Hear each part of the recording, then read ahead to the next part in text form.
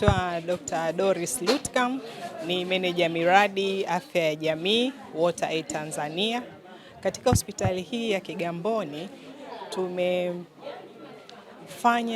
kwa pamoja na serikali kuboresha miundombinu ya maji safi, uwepo wa maji safi na usafi wa mazingira.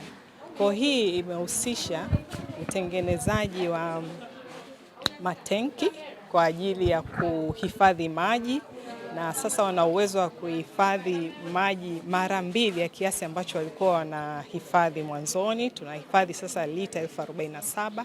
Tumeweza pia kusaidia kutengeneza vyoo ambavyo vinakidhi mahitaji ya watu wote, watu ambao wenye ulemavu, watoto na wanawake wote wanaweza kupata huduma katika aina hii ya vyoo ambayo tumeitengeneza hapa Kigamboni Health Center.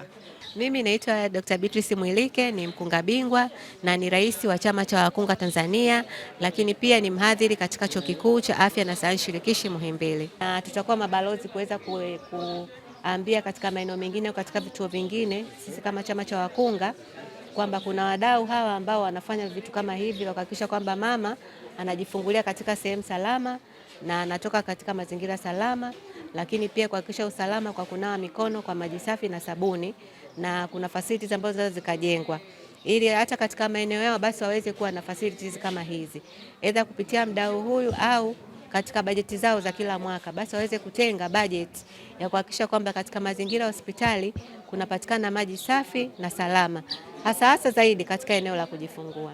Naitwa Beatrice Mwagama, ni kaimu mganga mfawidhi wa kituo cha afya Kigamboni.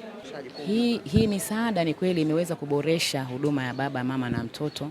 Sasa hivi tunaona kwamba kila mama atakayekuja, kila mteja atakayekuja, kila baba atakayekuja, kila mtoto atakayekuja, kwa kweli ameweza kufurahia, kwa sababu kulikuwa kuna hiyo shortage ya tunasema ya hizo water system, lakini mama ataingia, baba ataingia na mtoto wake ataweza kuingia pale kwenye water system, watanawa. Pia tumeboresha pia hizo huduma zote pamoja na kupunguza haya magonjwa. Tunajua kabisa mtu anatoka nje anakuwa wakati mwingine na infection, lakini kabla ya kwenda kuonana na daktari basi ataweza kusafisha mikono yake akawa salama kabisa, na baada ya kutoka tunajua hospitalini kuna vimelea vya wadudu. Kwa hiyo kabla ya kutoka kwenda nyumbani ataweza pia kunawa pale na kwenda nyumbani salama. Anaitwa Susan Lewenga, ni mkunga kiongozi kutoka kituo cha afya Kigamboni. Kwa kweli tulikuwa tunapata changamoto kubwa sana. Kwanza kituo chetu kama mnavyojua ni cha muda mrefu. Muda wote maji yalikuwa yanakatika kwenye odi ya wazazi. Changamoto ya kuita mafundi kila siku. Mimi kama mkunga kiongozi, hata ukiwa nyumbani labda usiku au siku za mapumziko unapigiwa simu jengo la wazazi maji hayatoki, na kitu ni hatari sana kwa odi ya wazazi kukosekana maji kwa ajili ya usafi na hali nzima ya uzazi. Kama tunavyojua inahitaji maji kwa wingi. Kwa hiyo baada ya kuja Water Aid, changamoto hii imeisha.